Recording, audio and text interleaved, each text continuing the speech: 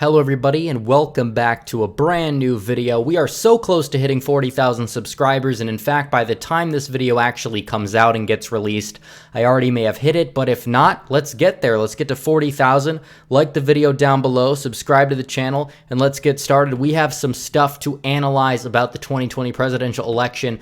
Kind of briefly here, might be a little bit of a shorter video, but Biden has his race narrowed for his vice presidential selection to roughly 4 people, to make no mistake here. And we had previous contenders, and I did a much longer video analyzing who they could be, who he could pick.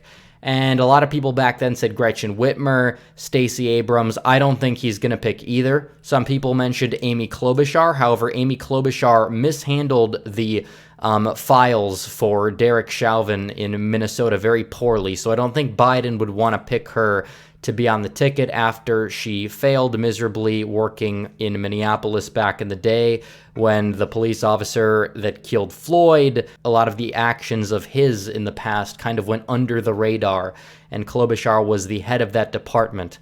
So clearly, I don't believe Biden would pick her. She's stepped aside, presumably to save her image, and is saying that she would prefer that a black woman, or as she put it, a woman of color, leads the ticket.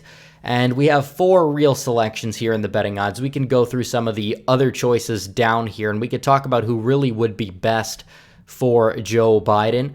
Definitely Biden previously announced that he would not be picking a man, that he would be picking a woman to be the vice president.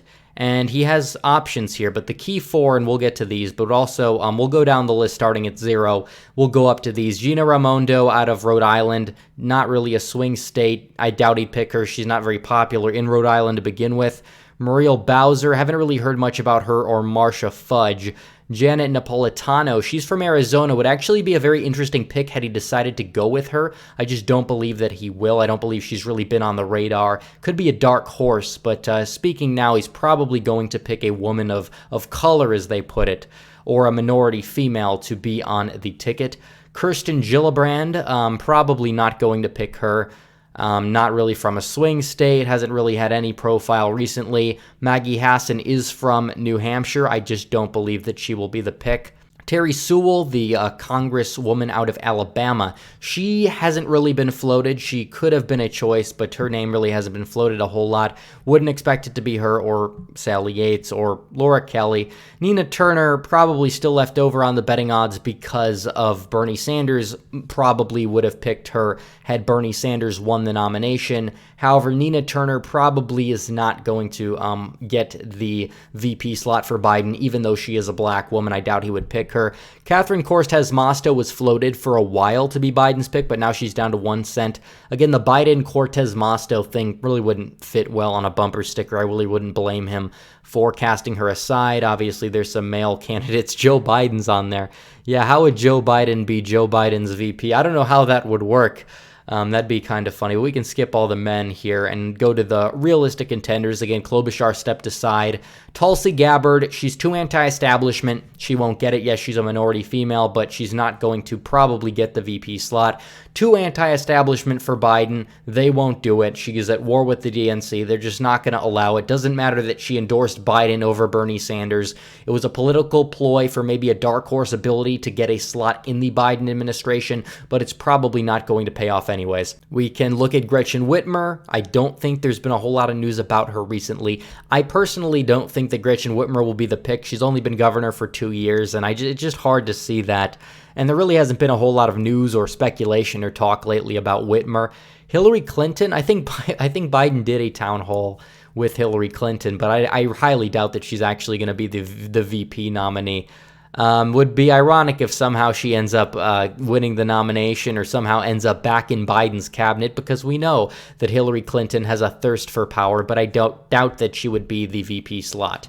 Tammy Baldwin is actually somebody that I say would actually have a potential to help Joe Biden. Wouldn't be the best pick. We'll get to that in a second.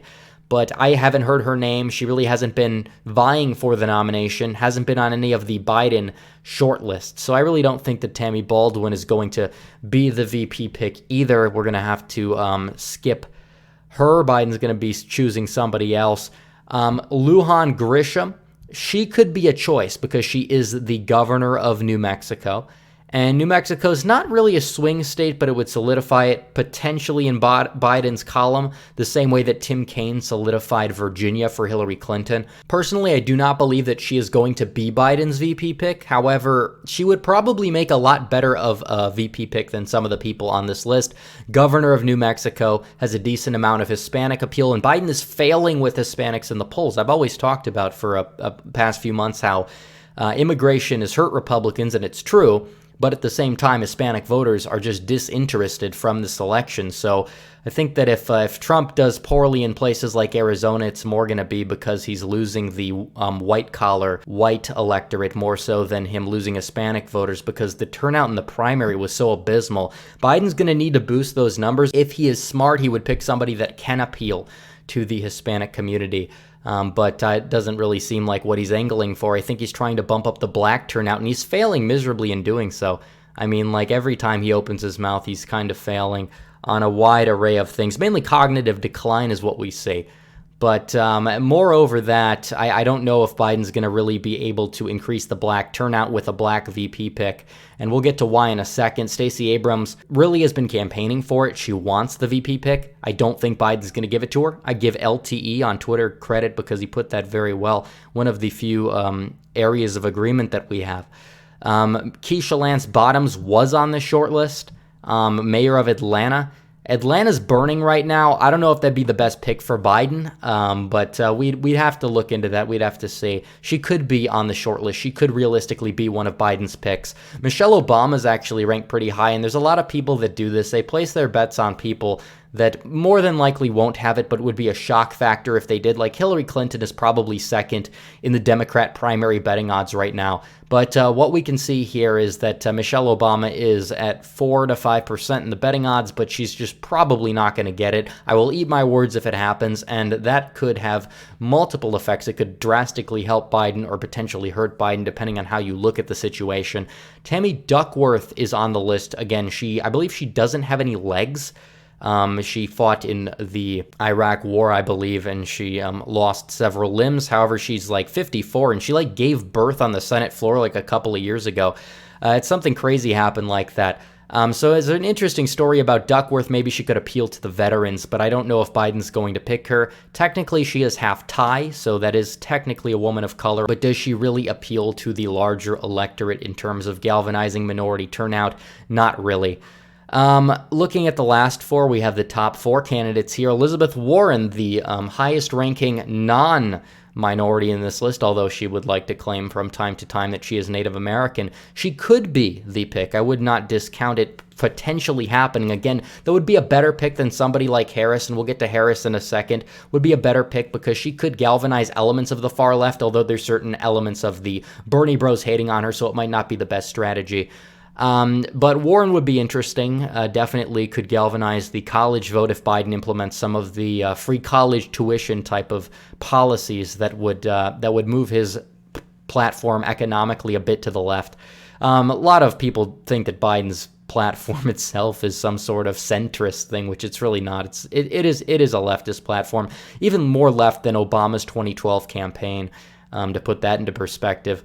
Susan Rice comes in third in this list. I don't know. She could be a pick. I think that the top three are the potential top three. I think that Susan Rice, I mean, I don't really know much about her. She was involved with some corruption scandals that Republicans always like to talk about. So it would be a point of attack for Trump to say, oh, look, you have the Obama administration, one of their most corrupt people, and Susan Rice as your VP pick. It's not going to look good for you. So clearly, I do think that, and she is technically lives in Maine. It is kind of a swing state.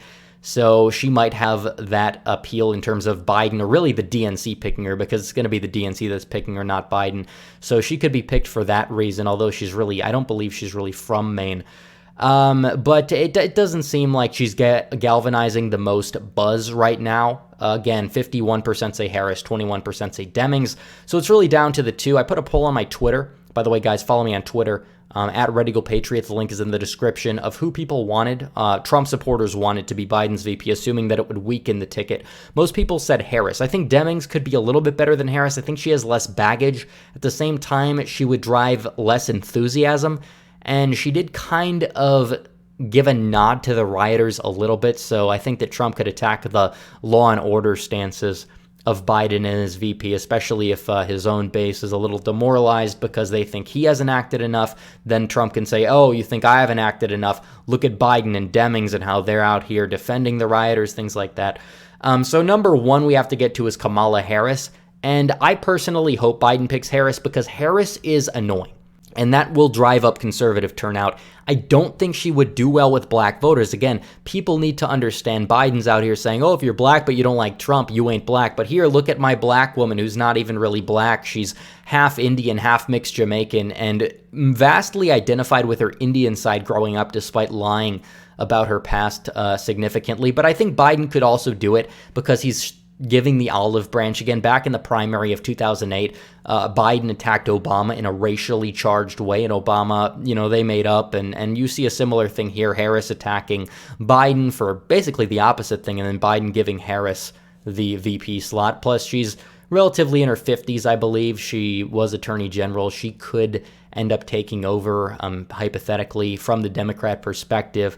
She was Attorney General. She locked up a lot of black people, the people that she claims to help. And when you look at that, you basically can say that might be a point of attack. Even people on the left, the far left, have been attacking Harris for this. Tulsi Gabbard went hard at Kamala Harris and arguably sunk her campaign for good.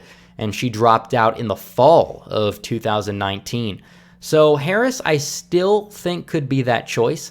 In terms of her past, I don't know if she's going to have to give Biden any special favors, wink, wink, to get the VP slot. But I think Harris, Demings, Rice, maybe Warren, I agree with this list, would be the front runners. I really don't think anybody else is a viable choice. Maybe Grisham, if he decides to go that route, that could be a better pick. Baldwin would probably, arguably be the best, Baldwin and Grisham.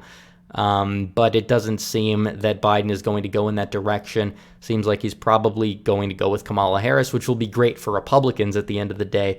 So anyways, guys, thanks for watching this video. Please like this video down below, comment down below, and subscribe to the channel. Hit the bell for notifications so you never miss another video. Follow me on social media, join the Discord and subreddit, donate to the Patreon or subscribe star, links in description. As always, guys, thanks for watching. Red Eagle, out.